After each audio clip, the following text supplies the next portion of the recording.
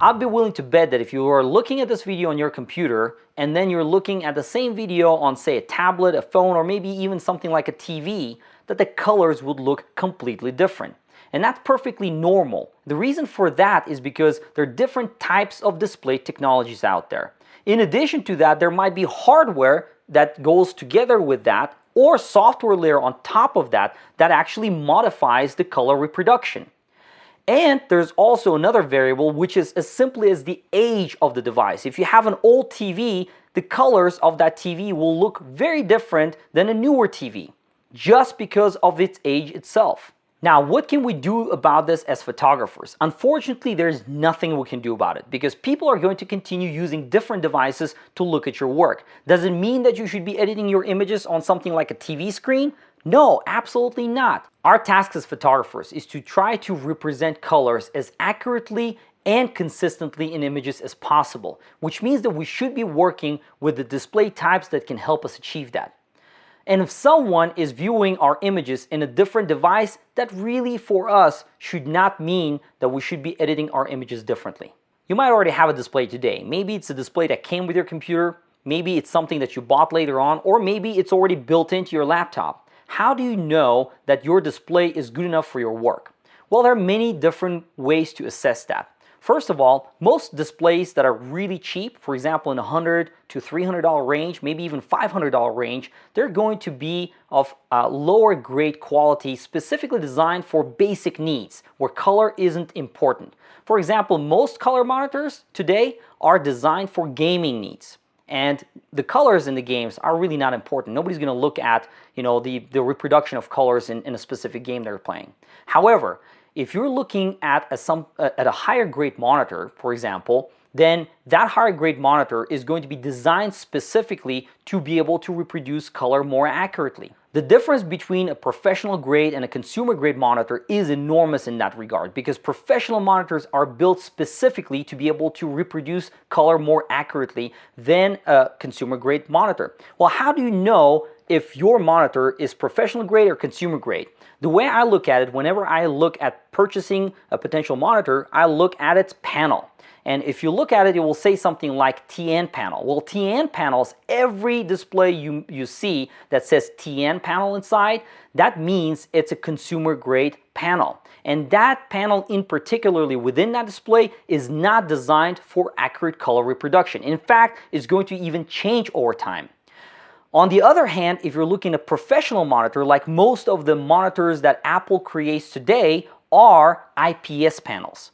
And these IPS panels have a very different display technology in them, which means over time, these IPS panels should be able to provide more accurate and consistent color output. What makes it hard is that even professional grade IPS screens might have different color reproduction between them.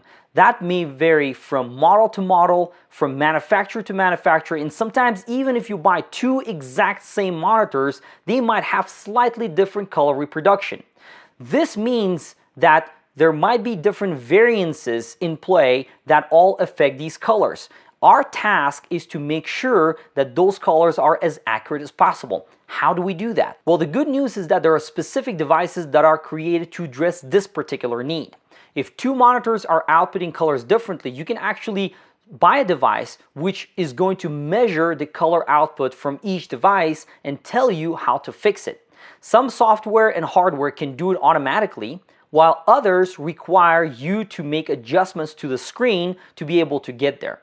Now, when we look at IPS panels, for example, there's also a huge variation in price. You might be looking at a good monitor that might cost, let's say, $300 or $500 that you might get on sale, and then there are true professional grade monitors that might be thousands of dollars. Now, does it mean that you should be getting those super high-end monitors? Well, it really becomes the question of how accurate you want your work to be. So you need to look into your budget, you need to look at your particular needs and assess exactly where you want to be. If you're just starting out, maybe a $300 or $500 IPS panel is going to be great for your needs. But if you're doing some very serious work and if you need to do, say, things like product photography, where color representation is extremely important for the magazines and shops to be able to create those big ads. For that type of work, you might need to consider investing in a much higher quality display. Now, when you're looking at a much higher quality displays, the difference between those and a lower grade display is that some of them have the ability to calibrate within the hardware itself. That's something we call a lookup table. Now, I'm not again going to go into too much depth into this topic because it can be really advanced.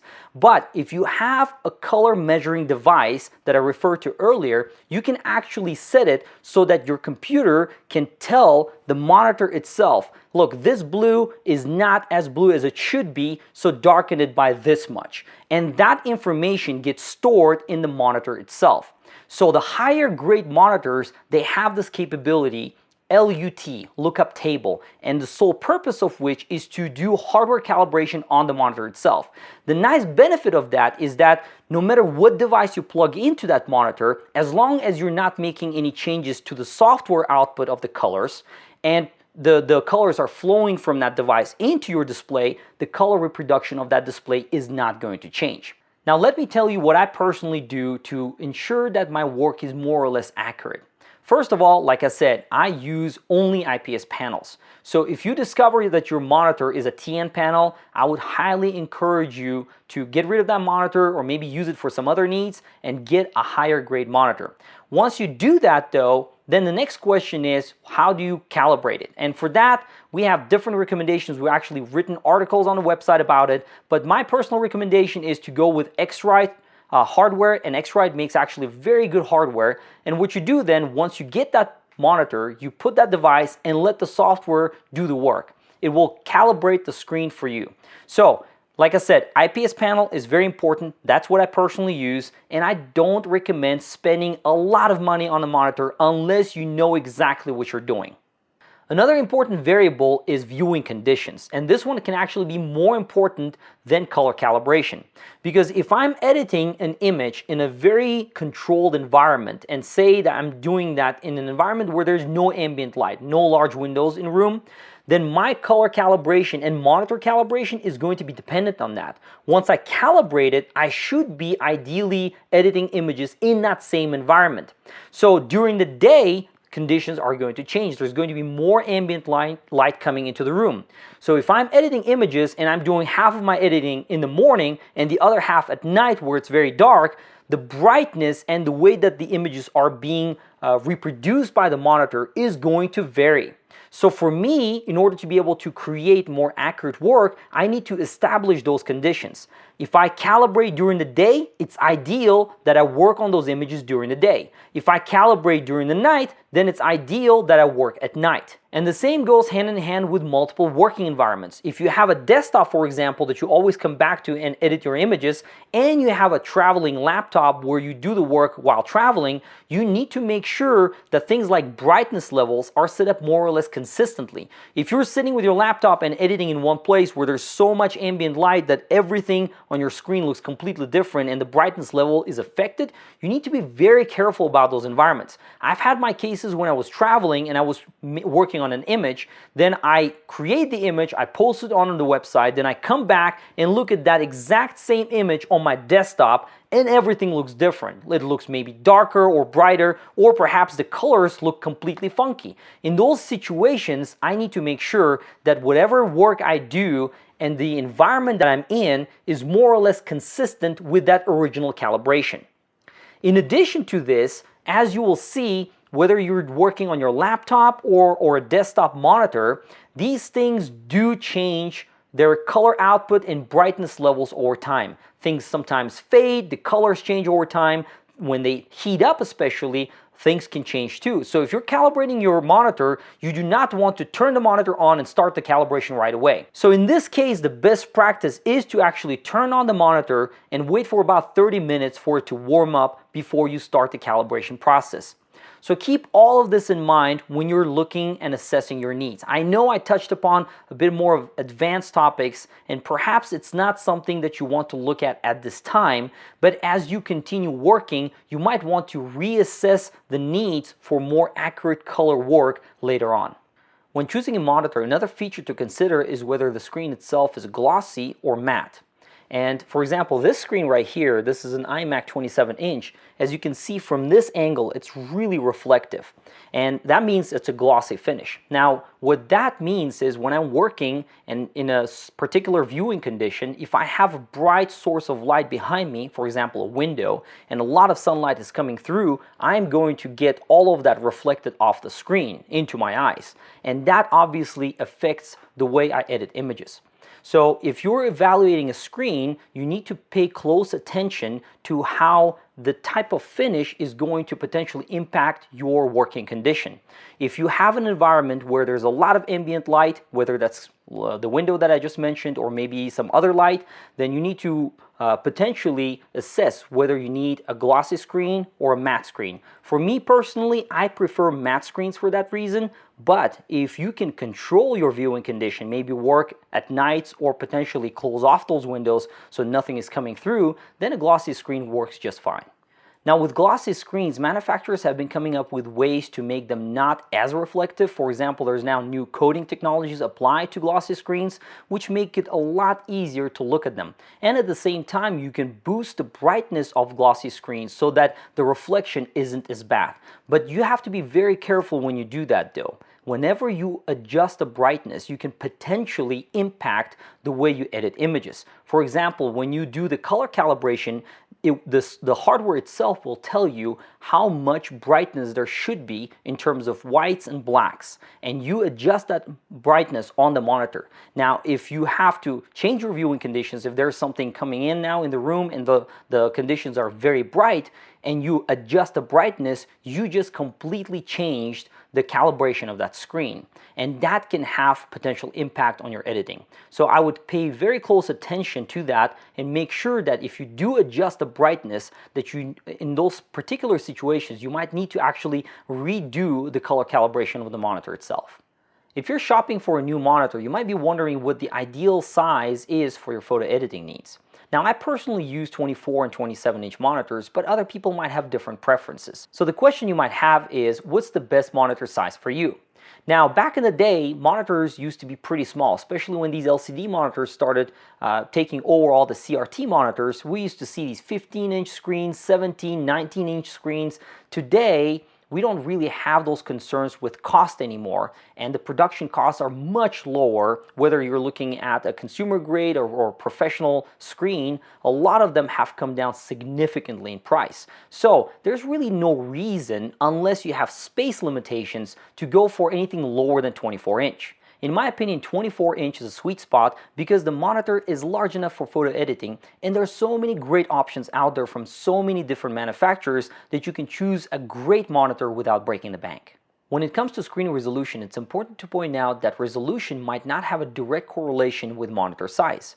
For example, this 27-inch iMac has a 5K screen, but there are plenty of 27-inch monitors out there that have much less resolution. On the other hand, some smaller screens that we find, for example, on laptops could have as much resolution as the larger screens like this. For example, this Dell XPS 13 monitor that I have has a 13-inch screen, and it has a 4K resolution. Now think about this, 4K here versus a 5K screen that's 27-inch. That's more than twice the size. And yet the pixels on this screen are so small that it definitely does impact the way I edit images. Because of its 4K screen, when I was sharpening images, for example, I did not see that I was over sharpening images until I looked at those same images on a low resolution screen. So keep all this in mind. Whether you're shopping for a new laptop or perhaps a new monitor, their size and resolution are important for you to consider. Now, a lot of manufacturers today are pushing a lot of resolution. We see 4K screens, we see Retina screens, and in the future we'll start seeing 8K and even higher resolution screens. Does it mean that you need to upgrade every single time there's something new out there? Absolutely not. While these things look great on paper, as I've pointed out, they can potentially introduce problems not only to your editing but also to your workflow. Now, a lot of photographers start out with a single monitor, and I did the same. but once I tried a dual monitor setup, I honestly couldn't go back.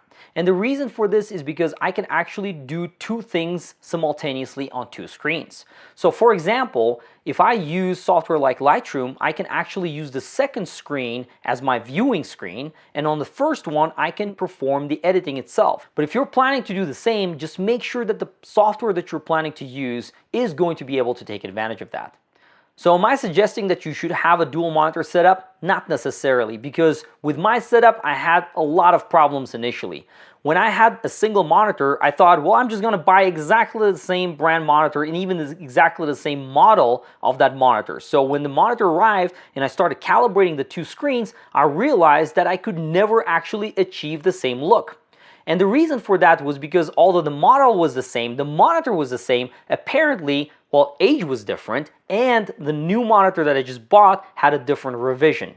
I didn't know anything about this, so when I started calibrating and I couldn't achieve that consistent look, I realized that the only way to address this particular problem was to get two brand new monitors. Now that obviously meant that I had to spend more money. So if you're looking at your current setup and you think, well, I can just add another monitor to it, you might need to reassess that need. And my suggestion for proper dual monitor setup would be to buy two exact monitors at the same time. Now with age, you might realize that one monitor is going to have different problems compared to the second monitor, which is perfectly normal. That's why when you buy a hardware calibration tool, you need to redo your calibration periodically. Software sometimes can suggest doing it as often as every week, which I think personally is an overkill, but maybe something once a month or maybe once even a quarter, if that's acceptable to you, to be able to recalibrate that setup so that you're looking at more consistent colors over and over again. As you can see, color calibration is a very advanced topic because there's so many different things to worry about. And I do not want to get into all those details because that's way beyond the scope of this course. If you want to find out more information about color calibration and how to properly do it, we've actually written a bunch of articles at Photography Life that detail all of that. So what's the takeaway on everything we've talked about so far on monitors and calibration? First, you want to make sure that the monitor is not a consumer grade monitor, that is actually an IPS panel that is not going to have problems with calibration. Second is the calibration itself. You want to make sure that you buy hardware that can actually work with that monitor and is compatible with that monitor, especially if it has a built-in lookup table, so that you can calibrate that monitor and make it reproduce colors accurately. Third is the viewing condition. You want to make sure that the viewing conditions that you're in are always consistent. If you don't do that, as we've said earlier, you're going to run into all kinds of potential problems. And lastly, make sure that the resolution of your monitor does not negatively impact how your images are viewed on other displays. Now I just want to show you how easy it is to calibrate a screen. So right here in front of me, I have a device by X-Rite. It's called i1 Display Pro. And what it is basically a very small measurement device. It's a hardware device. As I said earlier, the purpose of these things is to be able to actually look at the screen and measure the light output and see and look at all the different colors to be able to see what needs to be changed. So right here, I've got the software running on the computer right now, and I'm going to go ahead and open it, and as soon as I flip it, as you can see, this is the actual optical part of it that is going to look at the screen. And what I'm going to do is I'm going to simply hang this on the screen. This is the top and roughly right in the center of the screen. And as soon as I do that, let's make sure that it actually doesn't wobble right there. I am going to go ahead and start the process. Now, as I do this, the software is currently running, and as you can see, it's actually changing the screen. So what it's doing, it's actually outputting different shades of whites, different shades of grays, and then eventually it's going to start assessing the colors. During this process, it's using this hardware piece right here in order to gather all that information and then do a comparison. And if it thinks that the reds are too red, it's going to change the blues and all these different colors. So this process can take about 15-20 minutes. Sometimes it can be longer or shorter depending on the type of device you're using, depending on the type of the monitor you're using. But it's a relatively quick and painless process that is going to potentially yield much better and much more accurate colors than what you have today on your monitor. Alright, the device is now done measuring the colors and the software has already created a new monitor profile. Now the whole process from me downloading the software from X-Rite Software, installing it and measuring it maybe took at most 10 minutes, which makes it a very painless process. But the good news is now that everything is saved, and if I now click before, you can see before and after the changes in that color output of the monitor. They're very subtle, but they're definitely there. So keep in mind that while color calibration might sound scary, as you can see, it's a very quick and easy process.